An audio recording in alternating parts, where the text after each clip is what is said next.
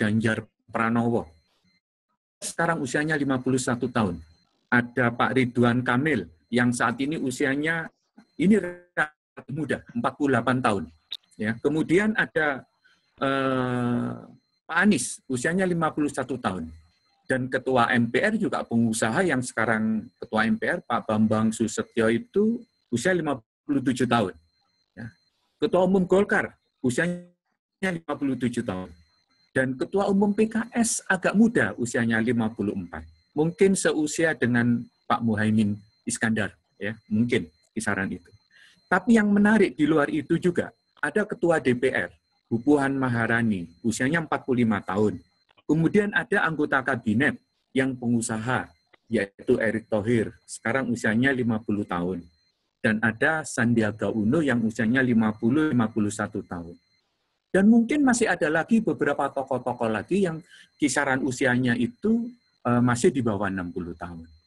Nah, apakah mereka ini akan bisa tampil di dalam 2024? Karena kalau ini belum berubah, saya mengacu pada Undang-Undang Nomor 7 tahun 2000 bahwa dia harus didukung oleh 25% kursi yang ada di DPR atau 20% suara sah nasional.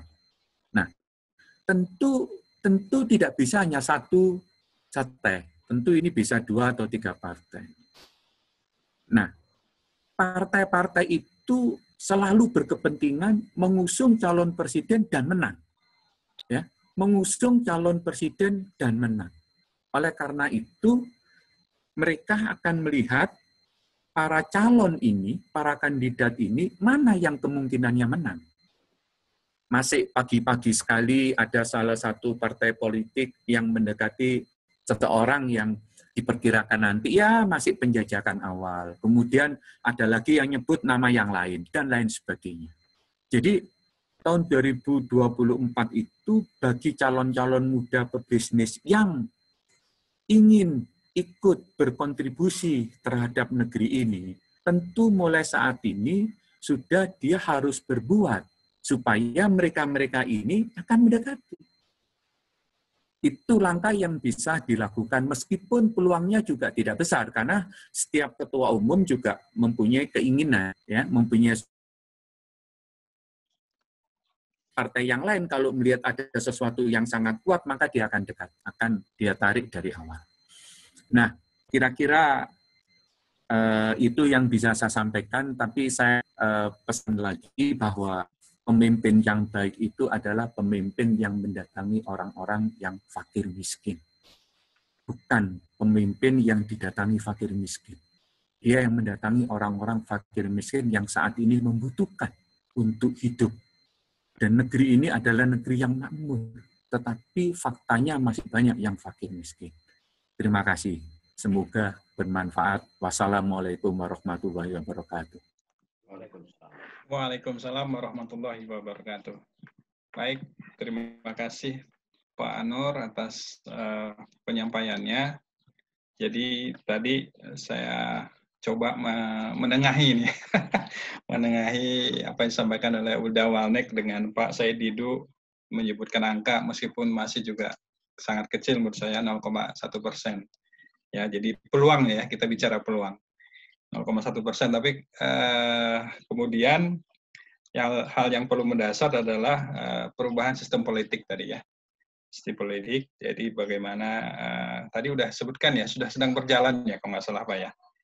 Nah kemudian itu salah satu cara memang untuk paling tidak upaya yang dilakukan untuk perubahan sistem politik sehingga hal-hal yang tadi disampaikan oleh Pak Said tidak akan terjadi.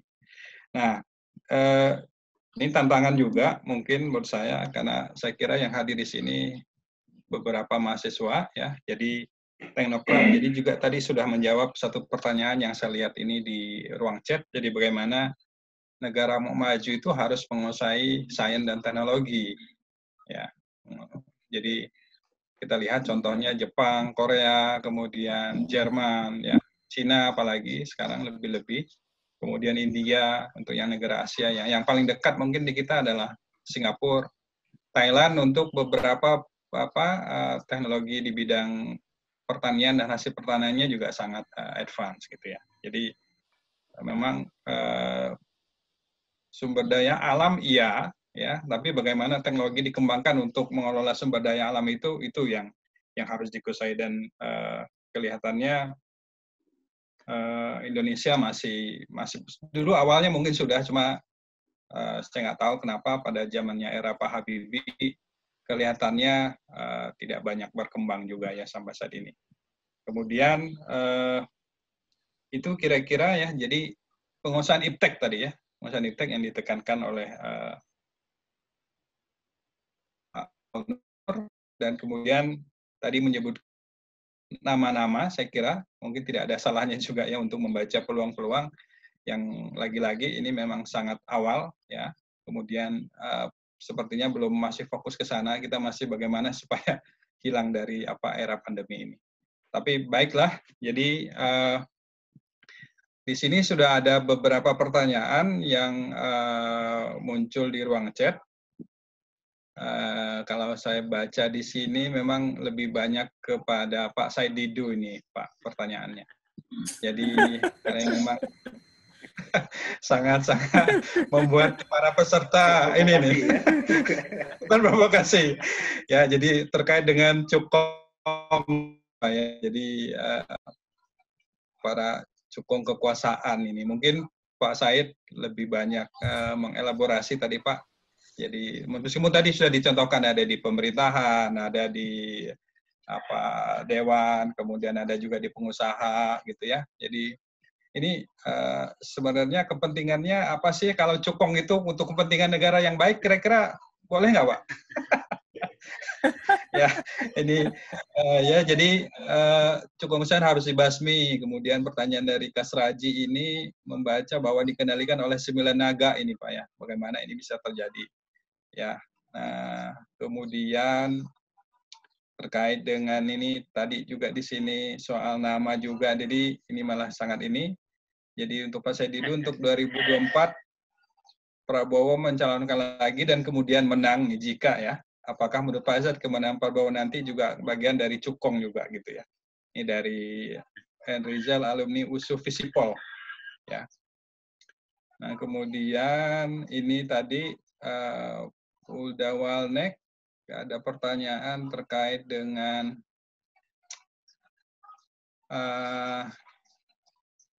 kira-kira sebentar ini ya, menjembatani optimisme ya 0,01% Pak Said dan kemungkinan dari Ulda Walnek sangat mungkin muncul kandidat bahkan pemenang pilpres dari pengusaha, tapi pengusaha yang bisa menjadi boneka ini ya, toh tidak seperti itu terlihat sebagai pengusaha besar dan di depan, tetapi belakangnya masih ada cukong pemodal yang berperan ya. Jadi kira-kira masih terkait dengan hal-hal yang tadi pendapat yang disampaikan oleh Pak Said Didu. Mungkin sementara silakan Pak Said Didu, kemudian nanti ditambahin oleh Ulda Walnek, dan saya juga minta nanti komentar dari Pak Aunur. Silakan Pak. Yep, terima kasih. Saya katakan tadi peluang itu kalau sistemnya 0,01%, kalau sistemnya masih seperti sekarang. Kalau tidak diubah, kemudian penyelenggaraan pilpresnya juga sama, cara penentuan calonnya juga masih sama, maka peluangnya 0,01. Angka saya katakan berani menyatakan itu karena contoh tadi, pengusaha yang memiliki parpol pun nggak bisa muncul jadi calon presiden. Punya parpol pun, apalagi pengusaha yang apa namanya. Nah, tapi Pak Walnek yang kecewa. Pak Jokowi kan pengusaha muda, jadi presiden. Jadi sudah ada gitu. Jadi sudah, dia kan pengusaha mebel, pengusaha muda gitu kan. Belum pengusaha SMK ya, masih pengusaha. Nah, nah yang dimaksud Pak kita ini kan adalah pengusaha yang memiliki karakter seperti tadi. Kalau hanya pengusaha boneka banyak. Ya kan, jadi kita jangan terjebak bahwa hanya karena profesinya pengusaha seakan-akan membawa pengusaha. tapi adalah pengusaha yang punya karakter sebagai yang dikatakan Pak Walmek tadi, 5 itu.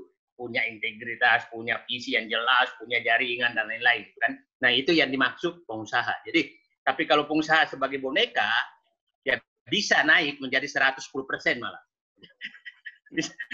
Kalau pengusaha jadi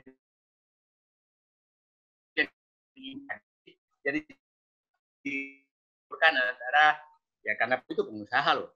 Sebelum jadi wali kota, pengusaha mebel, setelah itu naik gubernur jadi presiden. Nah,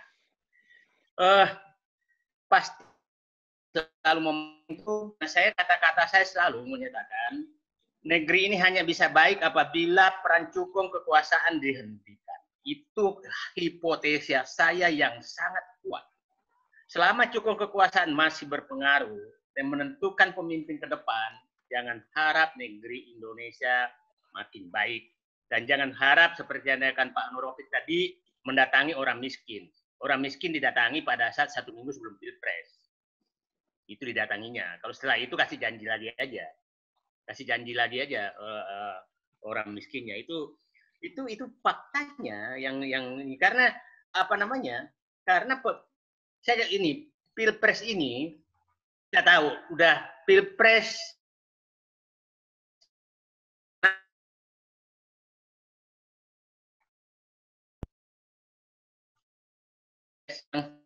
langsung ini kasus, ingat dulu Bank Senturi, namanya tuh kan dulu bank apa namanya, tahun 2004, itu kasus 2,3 triliun.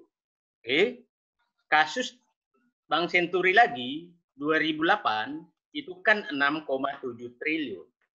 Kasus Jiwasraya sekarang, perkiraan saya 20 triliun. Asabri belum. Nah, ini apakah negara ini akan begini terus ke depan? Bahwa setiap itu harus ada yang korban dan rakyat yang korban, uang rakyat yang korban. Ini yang harus dihentikan. Nah, cukong bermainnya seperti apa? Kita tahulah. Kan ya perlu kita contoh bagaimana. Itu saya bilang menyatakan kalau kita bisa mentransformasikan Pilgub DKI menjadi Pilpres, maksudnya Pilgub DKI itu yang menang tuh bukan yang sponsori cukong. Jadi ada contoh keberhasilan apabila rakyat mau bersatu bahwa cukong diputus ke apa namanya? Kita tahu bahwa Pilpres Pilgub 2000 berapa ya? Pilgub DKI 2020 ya. 2017. Itu bukan yang disponsori cukong. Jadi ada keberhasilan suatu yang tidak disponsori cukong. Nah, bisakah itu terjadi? Sangat tergantung kepada partainya. Saya menyatakan kalau untuk presiden kelihatannya masih berat. Kalau gubernur iya, masih bisa. Gubernur, bupati iya. Tapi pada saat itu, nah kalau presiden kita tahulah kira-kira siapa sih yang lagi mencari calon. PDIP ya pasti punya calon. Dan pengusaha muda enggak lah. Demokrat ya punya putra mahkota juga, ya kan? Apa namanya? Golkar ya punya putra mahkota juga. Yang lain-lain sponsor aja, bukan tepuk tangan. Ya. Nasdem mungkin masih agak free nih, agak free. PKS agak free mencari. Nah, ini partai-partai yang ya partainya Pak Nur Rofiq P3 ya sponsor lah. Nggak bisa muncul sebagai apa namanya sebagai ini. Jadi, nah kita lihat petanya seperti itu. Nah sekarang tadi Pak Nur Rofiq menyatakan bagaimana saya sangat ingin merubah agar cara menghentikan cukup kekuasaan adalah rubah sistem pemilihan presiden. Rubahnya adalah bisa nggak pemilihan presiden itu nggak boleh kampanye deh. Kampanyenya di online aja, pakai Zoom aja lah, supaya biaya berkurang. Tidak perlu lagi ketemu massa. Tidak perlu lagi ada relawan, tim sukses, karena ini yang menjadi, udah, itu relawan online aja semua. Nah, kalaupun undang-undangnya tidak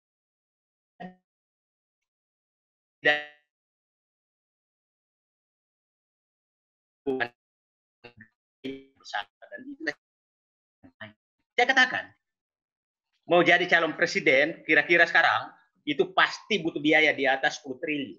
Di atas 10 triliun, percaya saya. Dengan berbagai proposal oleh relawan, tim sukses, apa segala gitu. Belum biaya pemeliharaannya, pemeliharaan tanda kutip. Ya harus jadi komisaris BUMN, kasih jabatan, kemudian dijadikan digaji tiap bulan. Ini kan membuat semua menjadi mahal. Jadi saya katakan, teman-teman semua, tolonglah bantu berpikir, hentikan cara pemilihan presiden seperti sekarang. Pasti bertanya, cukongnya siapa sih? Ya udahlah, nggak nyampe 10 jari ini. Kalau ditambang itu 1 jari nih, cukongnya. Tahu saya orangnya, kalau seluruhan nggak nyampe 10 orang. Itulah yang menentukan negeri. Nah, dan mereka ini sudah saling membagi. Oke, lu di sana, gua di sini, jangan saling mengganggu. Nah, apa yang terjadi? Saya katakan begini. Apa sih kepentingan cukong masuk dalam ini? Cukong kekuasaan tidak akan pernah melanggar hukum. Tidak akan pernah. Kenapa? Karena hukum dibuat untuk kepentingan dia. Oke? Masih ingat kita revisi Undang-Undang Minerba yang sedang berjalan? Nah, selalu cukong kekuasaan itu bermainnya di regulasi, bukan melanggar hukum. Nah, itu yang saya katakan, cukong kekuasaan itu adalah selalu mengobjektifkan kepentingan subjektif dia lewat regulasi-regulasi. Nah, saya mengalami hal yang sama. Saya 32 tahun di dalam. Bagaimana mereka bermain? Banyak sekali cerita-cerita yang perlu saya buka suatu saat kalau kita ketemu. Bagaimana cukong kekuasaan itu mempengaruhi. Oke, saya kasih contoh saja. Salah satu contoh. Pasti teman-teman tahu semua. Sekarang, dulu tuh harga minyak Indonesia itu kan BBM di Indonesia rumusnya adalah harga rata-rata kilang Singapura ditambah margin. Itu rumus yang dipakai. MOPS plus alpha. Nah, bayangkan berarti berapapun harga BBM di Singapura, pasti kita beli. Pasti kita beli. Nah, harga Singapura kira-kira kita tuh kan mengimpor dari ini kira-kira sekarang kalau normal itu sekitar 800.000 barel per hari. 800.000 barel per hari. Bayangkan. Nah itu saya dulu diprotes di dalam ruang pembahasan DPR. Diusir oleh salah satu menteri.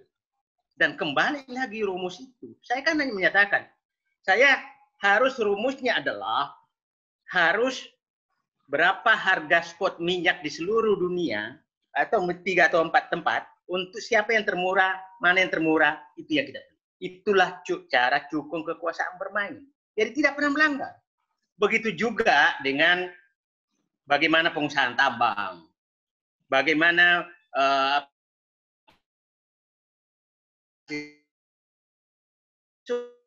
dengan dilegalkan melalui peraturan. Itu ada dengan undang-undang, ada dengan keputusan menteri. Pasti teman-teman bingung lagi sekarang. Kenapa harga BBM nggak turun-turun? Perkiraan saya ini permainan cukong. Permainan cukong harusnya sudah turun. Nah, karena Menteri SDM keluarkan lagi aturan Februari, menyatakan bahwa kembali lagi dasarnya harga Singapura. Dan hanya boleh ditinjau 2 bulan kemudian. Nah, padahal harga minyak sudah turun. Nah, kayak seperti inilah permainan cukong. Begitu juga dengan impor gula, impor beras, impor bawang putih, impor garam, semua adalah diatur oleh cukong. Dan cukong yang mempengaruhi kebijakan-kebijakan yang terjadi. Nah, apabila presidennya itu sudah ditentukan oleh cukong, maka seluruh anak buahnya akan diatur oleh cukong. Nah, jadi kalau ada yang bertanya siapa cukongnya, ya pelaku-pelaku itulah cukong-cukong kekuasaan. Nah, kita kan tahu kaget, impor beras 2 juta ton, impor ini. Tidak. Nah, sudah berpuluh tahun saya perjuangkan, tolonglah impor-impor komunitas itu jangan pakai sistem kuota. Sistem tarif saja. Kuota hanya menyatakan maksimum impor tahun ini sekian ton, sekian juta ton. dan boleh siapa saja, ini yang penting bayar bea masuk. Kalau sistem kuota, maka yang mendapatkan adalah para cukong. Karena cukong, saya kasih contoh begini, mau beli gula atau beras, maka itu biasanya hanya waktu 1 bulan. Nah, jadi cukong membeli dulu semua beras di sana, terus baru dibuka kuotanya. Pas Pak Walnek mau nyari, ya nggak ada lagi. Gula malah kadang-kadang sudah ada di kapalnya, udah ada di di lautan Indonesia, baru dibuka dibuka kuotanya. Itu permainan cukong. Nah, begitu juga hal-hal lain. Contoh lah, kalau ini pembangunan jalan tol, jalan tol itu umumnya kan nggak ada pintu kan, kalau masih baru. Nah, cukong beli dulu tanah sekitar jalan tol, setelah itu lobi buka pintu tol, maka tanahnya langsung naik. Itu cukong kekuasaan. Nah, jadi kalau Saidi itu ini sebenarnya harusnya dikonsultan cukong gitu ya, biar karena tahu saya itu, saya tahu caranya, Nah, kasih contoh begini, kita kadang-kadang begini, bangga kan, terjadi larangan ekspor bahan mentah nikel, ya kan, gitu kan, demi ini. Padahal harga internasional lagi tinggi, tapi dipaksa oleh orang-orang, dipaksa dijual ke dalam negeri yang lebih murah harganya. Itu cukong yang menentukan. Cukong yang menentukan dan tidak melanggar hukum gitu loh. Nah, jadi cara-cara cukong ini hafal betul saya, hafal betul bagaimana cara bermainnya, sektor apa saja. Agak paham saya cara mainnya. Nah, dan itu sekali dikendalikan cukong kekuasaan di atas, maka ke bawah itu gampang sekali. Menteri kan ditunjuk, menteri juga ya penikmat juga gitu. Jadi saya katakan hanya begini, bahwa negeri ini hanya baik apabila pintu cukong kekuasaan memasuki pemerintahan, pengambilan keputusan itu bisa kita tutup. Itu saya pikir yang prasyarat. Yang lain-lain tuh nggak ada ya kita lihatlah bagaimana cukong kekuasaan reklamasi di mana-mana, penguasaan hutan, penguasaan lahan. Ya, Bapak Anda bisa bayangkan ada pengusaha sawit yang menguasai hampir 1,5 juta hektar, 1,2 juta hektar. Sementara BUMN yang 14 BUMN hanya 1,1 juta hektar. Kalau padahal undang-undang jelas ya, maksimum 40.000 satu provinsi kan. Tapi kan cukong kekuasaan bisa segala aturan. Nah, inilah. Nah, jadi cukong kekuasaan tuh menentukan siapa presidennya. Setelah itu dia bermain di bawahnya untuk membuat regulasi sesuai kepentingan. Itu. Jadi jangan pernah berharap bahwa cukong kekuasaan masuk penjara, karena dia tidak akan main di situ. Dia akan merubah kebijakan, dia merubah keputusan agar hanya dia bisa main. Itu saya pikir tambahan saya. Oke, Pak Said Didu cukup panjang lebar tadi menyampaikan ini. Mudah-mudahan beberapa pertanyaan yang sini sudah tercover. Dari Uda Walnek, silakan. Ya. Masih adakah kita harus ada? Optimisme. Tapi kira-kira peluangnya seperti apa ini? Silakan. Ya, terima kasih Kang Ardi. Jadi kalau kita menangkap lontaran-lontaran Abang Said Didu tadi, sebetulnya secercah optimisme ada di situ. Itu adalah pancingan untuk tantangan-tantangan, mau nggak kita terlibat dalam merubah kondisi bangsa ini. Kita memang tidak bisa menafikan permainan-permainan konspirasi politik, perselingkuhan politik, atau persekongkolan politik, apapun lah itu. Demokrasi kita karena meniru Amerika, yang kita ingin sebebas seperti di Amerika, even sudah 200 tahun merdeka pun, banyak kan kita tonton video, film-film konspirasi politik, bagaimana dia melobi anggota dewan, melobi pengambil kebijakan, dan seterusnya, dan seterusnya. Jadi memang itu tidak bisa kita nafikan. Nah, sekarang beginilah, saya pernah mempelajari teori supply demand ini karena memang saya dari IPB kan. Teori supply demand itu kan harusnya ada keseimbangan. Nah, yang terjadi di Indonesia dalam konteks politik menurut saya, ini baru supply-nya terus nih yang berkuasa atau yang mendominasi. Tapi demand-nya ini masih belum bergerak. Demand dalam konteks tadi itu, saya sangat senang istilahnya Bang Said itu tadi rakyat menjual suaranya. Kalau istilahnya Mas Onur tadi rakyat harus menjadi orang pintar dan orang pintar harus masuk. Itu demand dalam terminologi saya. Jadi kalau kita mau merubah bangsa dan negara kita ini, paling tidak meminimasi dominansi supply, ini kan hegemoni kekuasaan, oligarki politik segala macam itu kan supply itu, dia ngatur kan dari atas, dia yang memproduksi, dia yang mengatur. Tapi kalau nggak ada yang mau beli kan tidak akan terjadi itu. Kalau masyarakat atau rakyatnya tidak bangkit, tidak berubah, kan nggak terjadi. Nah paling tidak tadi saya sampaikan optimismenya mulai kita bangun juga dari sisi demand. Jadi kita edukasi masyarakat, apakah kita mau kondisinya begini terus? Taruhlah misalnya dominansi para cukong dan seterusnya.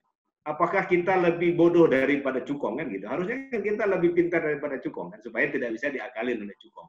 Nah lama-lama tentu itu akan bergeser. Jadi sepanjang supply dan demand ini masih domplang, masih gap-nya terlalu besar, menurut saya sepakat 100% dengan Abang Da Said Didu dan juga Abang Da Onur, susah berubah karena tadi oligarki politik dan lain-lain. Tetapi ketika demand-nya ini kita naikin, dari sini saya kira optimismenya mau kita bangun. Demand-nya ini maksudnya kemauan masyarakat. Bagaimana misalnya di Amerika ketika Obama kulit hitam menerobos perubahan itu. It's time to change, dia bilang kan, waktunya berubah. Apakah tidak?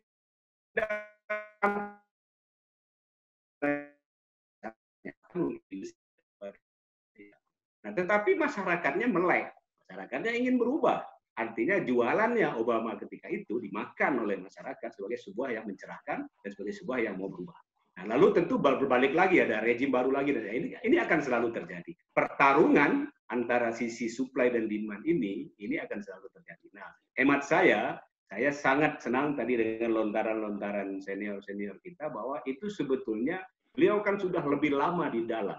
30 tahun, 35 tahun, memang itu yang terjadi, mungkin gitu ya. Dan karena saya nggak pernah di dalam, jadi saya masih menggunakan kata-kata mungkin, tapi itulah faktanya gitu.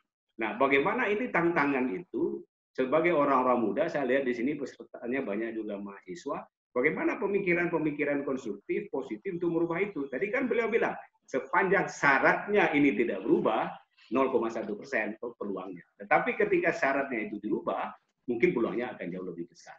Jadi demand-nya ini, ya sisi demand-nya ini akan kita naikkan, edukasi masyarakat yang kita naikkan. Saya bersyukur nih, tidak diartikan kuliah kita hari ini sebagai sesuatu yang melawan pemerintah ya, karena ini kan semua ilmiah-ilmiah aja, kita boleh ngobrol, itu boleh bebas bicara. Jadi sampai hari ini, sampai detik ini, alhamdulillah masih lancar gitu ya. Saya bersyukur karena kita ingin menaikkan demand, kita ingin menaikkan permintaan ke arah yang lebih baik. Nah, siapa yang bertugas di sisi supply? Nah, tentu beliau-beliau para pemikir-pemikir, para tokoh-tokoh politik yang tercerahkan, yang sehat, itu berjuang juga untuk merubah undang-undang, merubah sistem tatanan pemerintahan, dan lain-lain. Saya setuju juga dengan tadi Abang Da Onur Raufik sampaikan, bagaimana paling tidak sekarang anggota DPR-nya disusupi dulu oleh orang-orang yang tercerahkan. Bayangkan kan kalau masuk dari 560 itu katakanlah 300 orang yang tercerah, walaupun ya masih tetap ada faktor tadi penentu ketua umum tadi, tapi paling tidak dia akan bisa begging, dia akan bisa meyakinkan para penentu kebijakannya untuk yang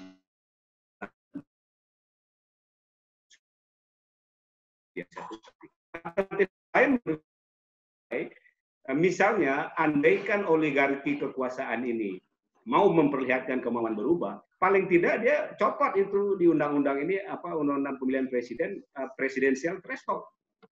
Jadi berikan kesempatan semua partai politik mencalonkan calonnya. Nah, siapa tahu dan toh akhirnya kalah juga ya sudah, mungkin masih dikuasai oleh orang yang ingin menguasai selama ini. Tapi paling tidak dibuka kesempatan itu. Nah, yang kedua, paling tidak kan di di bupati sama gubernur sudah ada calon independen. Kenapa di pemilihan presiden tidak ada calon independen misalnya? Kalau itu ada, paling tidak sudah menunjukkan ada goodwill ya, political will, etikat baik, kemauan politik dari para pemangku kepentingan politik ini untuk melibatkan rakyat. Tapi saya sepakat tidak bisa berharap banyak dari sisi supply.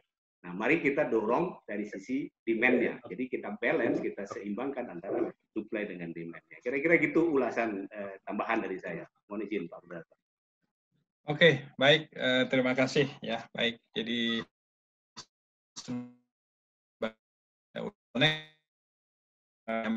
untuk Pak Aunura, Pak Aunur, ini ada sekaligus juga sebelum memberikan komentar terhadap beberapa pertanyaan sebelumnya, ini ada satu pertanyaan ini P3 ini ya dari Rio Friyadi dari Bukit Tinggi.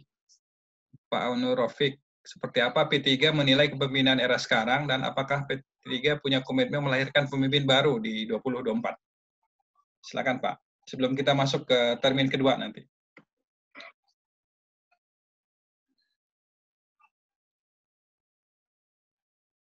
Pak Aunur.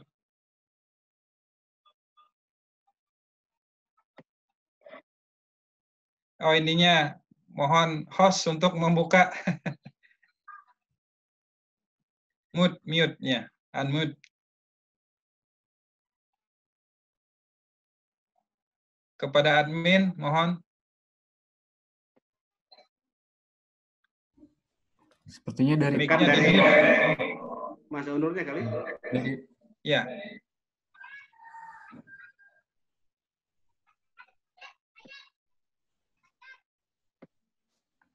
Udah bisa? Suaranya tidak terdengar, Pak Aunur. Mic-nya masih di mute.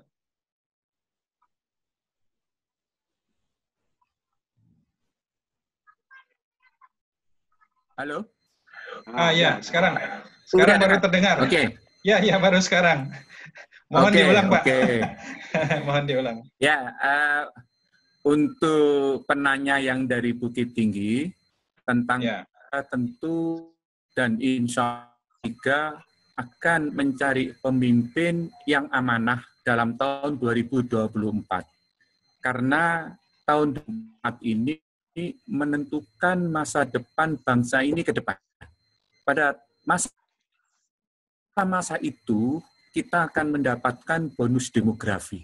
Dan pada masa kita punya angkatan kerja yang masih muda-muda sangat banyak sekali. Nah, saya berharap kepada pemimpin siapapun nanti yang jadi pemimpin tahun 2024. Ini kalau kita lihat satu sektor yang kecil saja, kita ini masih melakukan impor terhadap sayur mayur dan buah-buahan. Ya, negeri kita ini kalau kita lihat di Jawa Barat aja saja sebetulnya lahannya sangat bagus untuk menanaman hortikultura, yaitu sayuran dan buah-buahan. Tahun lalu kita impor sayur kurang lebih 11,5 triliun dan impor buah kurang lebih 22,3 triliun. Kalau kita jumlah totalnya kurang lebih 33,8 triliun. Hampir 3 triliun per bulan kita impor. Dan itu insya Allah nanti kalau sampai tahun 2024, kalau kita anggap ceteris paribus ada peningkatan mungkin 10-15%, mungkin kita akan keluarkan uang untuk impor kedua komoditi ini hampir 45 triliun. Nah, saya berharap siapapun yang jadi pemimpin ada suatu kemauan ya untuk menggunakan sayur mayur, menggunakan buah-buahan dalam negeri. Jadi kurangi impor. Kurangi separuh saja dari 45 triliun. Berarti ada 22,5 triliun yang bisa diisi oleh anak-anak kita lulusan sarjana-sarjana kita yang mau jadi petani. Ya. Kemudian mempunyai meng-create satu pertanian yang mempunyai satu nilai tambah. Mungkin nanti buah-buahan itu tidak hanya jual buah yang mudah busuk, tapi mereka sudah bisa celupkan lagi di citosan. Ya, bukan dengan wax, tapi dengan citosan. Ini satu preservat kami. Ya. Anak-anak IPB yang baru lulus sudah beberapa yang sudah punya usaha seperti ini. Jadi buah itu dicelupkan, diangkat lagi itu awet. Dan itu tidak mengganggu kesehatan karena pakai bahannya citosan. Nah, inilah yang bisa kami harapkan karena nanti 2024 mungkin usia kami sudah di atas 60 something ya. Jadi masanya orang-orang yang muda, impikan Mas Walnek, Pak Said Didu juga tadi sudah memberikan suatu tantangan, dan mudah-mudahan Pak Said kita bergerak optimis, mudah-mudahan anak-anak muda yang siapapun nanti yang akan jadi, ada suatu keinginan untuk mengurangi impor-impor. Ini yang saya katakan impor yang paling boleh dikatakan sangat naif lah kalau kita jalan-jalan ke toko buah semuanya barang-barang impor. Ada manggis di Tasikmalaya berapa bulan yang lalu masih dibuang-buang, itu nggak ada yang beli karena terlalu murah, ya. Kemudian buah-buahan yang lain, buah-buah lokal sudah pada hilang, ya. Jeruk Medan, jeruk Pontianak masih ada, tapi sudah mulai kalah dengan jeruk-jeruk yang dari impor. Nah, inilah yang menjadi tantangan bagi saya sebagai pengusaha. Saya tertarik sekali untuk masuk ke bisnis-bisnis itu sepanjang nanti sangat memungkinkan. Tapi kalau digerojok barang impor yang lebih murah, ya kita nggak bisa berbuat apa-apa. Kenapa kalau impor lebih murah untuk dalam negeri lebih mahal? Karena tidak biasa kita sudah sering beli barang murah. Oleh karena itu, pemerintah harus ada biaya sekolah untuk itu. Ya, stop impornya, ya. Ini bisa mulai jalan. Kasih subsidi. Sama dengan beras, kita beli beras katanya lebih murah. Tapi kalau kita tidak pernah beli beras kita lebih mahal, maka petani kita nggak pernah bisa dapat punya baju baru. Kalau petani kita hanya 5 ton bakring panen saja, mana dia bisa hidup? Sarana produksi sudah hampir 15 juta rupiah, kemudian gabah kering giling dibeli berapa? Nggak bisa. Harus dibeli lebih mahal oleh pemerintah. Nah, selisih itu yang menjadi pembelajaran orang lain, para petani akan Nah, itu saya Pak Ardiansa tidak menutup kemungkinan, ya, orang-orang yang berkeinginan untuk memperbaiki negeri ini, dan semoga orang-orang itu orang-orang yang bersifat, yang punya sifat negarawan, ya, bukan sifat hanya mengambil kekuasaan sebagai tujuan, tapi kekuasaan merupakan sebagai wasilah untuk mencapai tujuan tersebut. Sehingga sebetulnya orang-orang yang negarawan itu, jika memang harus melepas kekuasaan, dia akan lepas untuk tujuan yang dia capai. Bukan orang yang kekuasaan menjadi tujuan, maka dia akan ungkepi kekuasaan itu. Siapapun tidak boleh akan mengganggu. Terima kasih. Oke, baik. Terima kasih Pak Onur. Waktu kita kira-kira 7 menit lagi. Jadi di wall ini sebetulnya masih ada banyak pertanyaan, cuma karena terkait dengan waktu, saya beri kesempatan untuk pertanyaan live, ya. Caranya gimana ya? Dengan cara mengacungkan tangan, ya, raise hand, ya. Silakan memberikan raise hand kepada 2 penanya.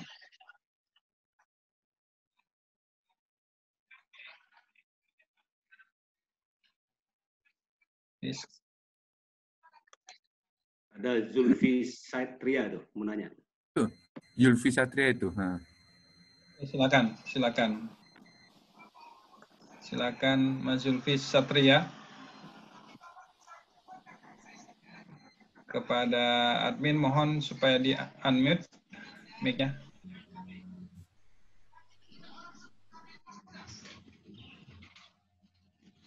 Udah kelihatannya tuh. Ya, silakan. Assalamualaikum warahmatullahi wabarakatuh. Pak Said, Pak Walnek, Pak Onur. Saya kebetulan dari IPB juga, Pak, angkatan 29. Ya. Saya orang Padang, tinggal di Surabaya. 2 pertanyaan saya. Yang pertama,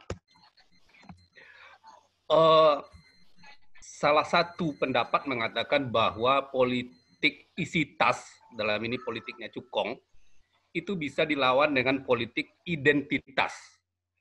Dan itu sedikit terbukti di Jakarta. Kan tidak ada salahnya ya bahwa politik identitas itu mengemuka. Karena toh partai sebenarnya juga identitas, begitu. Nah, bagaimana menurut Pak Said di sini? Ya. Yang kedua, di awal masa pandemi ini, kita melihat di pasar itu sepi dari produk impor. Hampir tidak ada. Kultur lokal. Masyarakat tidak kekurangan produk horti. Tapi sekarang kabarnya impor sudah dibuka lagi. Jadi sebenarnya impor ini kebutuhan real atau permainan saja sebenarnya. Demikian untuk Pak Onur. Terima kasih. Assalamualaikum warahmatullahi wabarakatuh. Waalaikumsalam warahmatullahi wabarakatuh. Wabarakatuh. Oke. Apakah masih ada satu orang lagi? Kalau tidak ada, mungkin langsung ya. Pak Onur Raufik dan Pak Said Didu nih pertanyaannya. Sekaligus ini Pak nanti. Ya, nggak kedengaran saya tadi yang pertama. Oh, yang pertama tentang ini apa politik identitas ya, untuk mengalahkan lah kira-kira seperti itu ya. Mengalahkan politik isitas. Insitas ya. Ya, isitas itu duit Pak, politik uang Ya. yang dikuasai cukong. Ya. Sekaligus ini Pak Said Didu sebagai ini nanti kata penutup. Ya, saya katakan reportnya sekarang orang yang menyatakan tidak boleh politik identitas, padahal dia sendiri mempertahankan identitasnya, ya kan? Jadi orang dilarang berpolitik identitas, tapi mereka menyatu melawan orang yang menentukan identitasnya. Padahal dia punya identitas sendiri. Saya tahu persis. Ya kita sama tadi alumni IPB. Di alumni IPB itu terpecah seperti itu. Iya. Identitas A menjadi identitas B dan itu berlawanan. Tapi menyatakan terus kalian identitas ini tidak bisa dihilangkan. Tidak bisa dihilangkan. Kita punya begini. Apakah sistem ini kita diubah juga deh ke sistem kayak apa namanya? Kalau di Amerika itu apa namanya? Elektoral. Proporsional ya. Karena begini. Jawa Tengah. Suara Jawa Tengah itu sama dengan seluruh suara Indonesia Timur, itu mending menang Jawa Tengah aja. Ya. Ya kan? Padahal sumber dayanya Sumatera dan Jawa, Sumatera, Kalimantan digabung, itu mending menang Jawa Timur, Jawa Tengah. Padahal sumber daya Kalimantan, Sulawesi, Sumatera, itu besar sekali. Jadi menurut saya, kalau ini terus, udahlah pakai kayak Amerika kan pakai elektoral. Anda bisa menang satu provinsi ya dihitung satu suara. Ya kan? Nah, ini juga harus dipikirkan sehingga terjadi rasa keadilan di masyarakat. Karena kalau enggak, ngapain saya kampanye di Papua yang mahal? Di Jawa Tengah aja satu kabupaten. Di Tangerang ini, di daerah Tangerang ini sama dengan provinsi Sulawesi Selatan penduduknya. Nah, ini menurut saya perlu dipikirkan. Nah, identitas ini tidak bisa dihilangkan. Itu, nah, jadi ya nggak apa-apa, biasa-biasa saja gitu loh. Biasa-biasa saja. Nah, yang tidak mau identitas ini kan adalah orang yang mengidentitaskan dirinya lebih tinggi dari orang yang menyatakan identitas. Kan tak ketahuan sekali kok perpecahan bangsa ini sekarang. Nah, karena bangsa ini sudah pecah, menurut saya cara-cara itu harus dihentikan. Cara-cara apa namanya? Cara-cara membelah bangsa ini harus dihentikan. Nah, saya setuju sekali ini Pak Walnet tadi. Udahlah. Kalau calon presiden 2 lagi, maka pecah bangsa ini. Percaya. Maka buka 5, 6, nanti juga kan masuk 2 besar. Dan itu nanti alasannya nanti pemilunya mahal. Udahlah, pakai kampanye, pakai Zoom aja lah. Nggak usah pakai apa-apa gitu kan. Nah, pakai online aja lah gitu. Jadi saran saya itu memang harus dibuka supaya oligarki kekuasaan dengan cukong ini agak berkurang. Malah saya punya ide agak gila sebenarnya. Mungkin anak-anak muda dengarkan, bukan agak gila.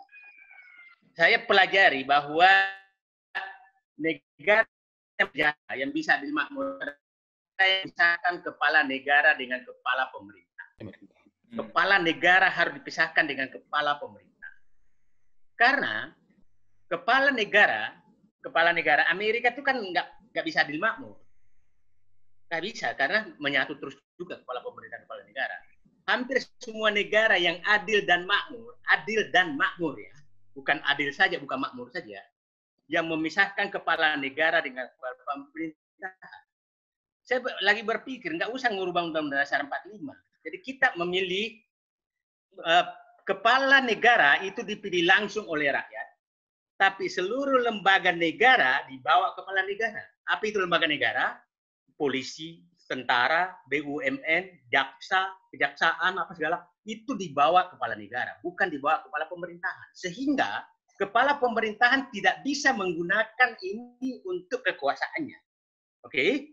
Nah, kepala negara, kepala pemerintahan nggak apa-apa, dipilih DPR MPR saja. Tapi kepala negara, nah, Cukong tidak akan mau membiayai kepala pemerintahan karena ada kepala negara yang jagai. Dia tidak mau membiayai kepala negara karena tidak ada kekuasaannya. Saya pikir ini pemikiran ke anak-anak muda ke depan, menurut saya ada memperbaiki negara ini adalah satu, pertama adalah pakai sistem elektoral, bukan popular vote aja. Oke? Popular vote boleh menang. Kan kemarin kan popular vote kan menang Hillary kan di Amerika. Ya. Tapi karena elektoral menang Trump yang menang. Nah, jadi Indonesia karena penduduknya tidak menyebar secara rata, tapi sumber daya alamnya itu juga tidak menyebar secara nyata, secara adil, maka pakai sistem. Nah, yang kedua tadi bahwa itu dibuka siapa saja boleh maju. Yang ketiga tadi ya kalau jangka panjangnya pisahkan ada kepala pemerintahan, kepala negara. Ini penting karena kepala pemerintahan tidak bisa memerintah polisi karena di bawah kepala negara. Tidak bisa memerintah jaksa karena di bawah kepala negara. Tidak bisa menempatkan lagi tim sukses, relawan apa segala di BUMN karena di bawah kepala negara. Bukan di bawah kepala pemerintahan. Tapi kalau menyatu terus, maka siapapun melawan petahana nggak mungkin menang. Percaya saya. Nggak mungkin menang. Dikuasai semua kok. Pemimpin yang jelek 2024, maka yakin saya akan 10 tahun. Yakin saya akan 10 tahun baru bisa kalah dengan sistem yang sama. Jadi, 2024 ini yang penting sekali. Jadi, saya setuju halnya tadi. Saya katakan, supply-nya betul, demand-nya yang disadarkan sekarang.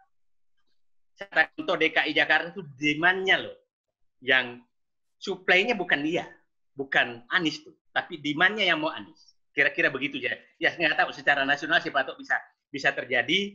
Nah itulah saya katakan begini, Pak, teman-teman semua. Istilah saya begini, Cukong ini menguasai kapal tanker. Tapi pengusaha-pengusaha muda ini adalah pemegang SPBU. Oke?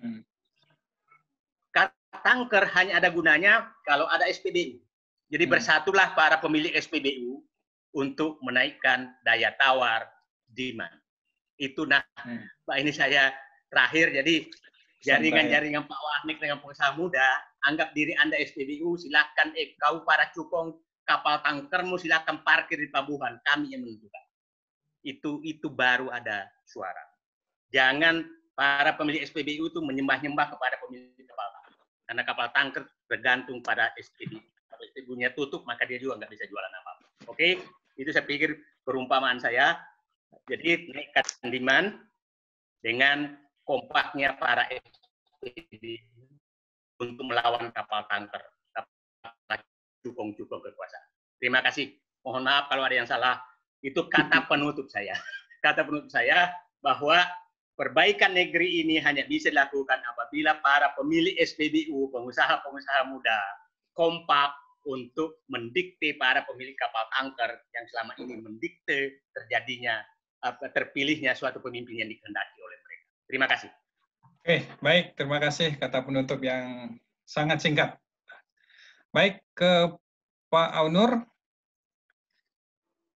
Silakan, Pak.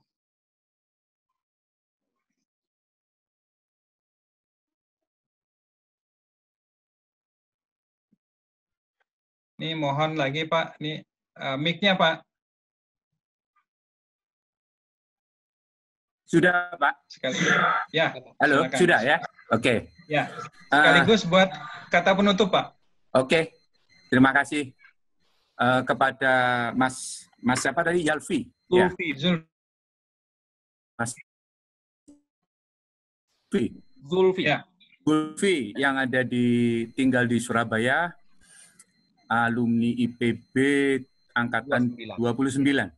Nah, tadi dikatakan bahwa pada masa pandemi ternyata di pasar-pasar lokal di Surabaya tidak ada atau sedikit sekali buah-buahan impor.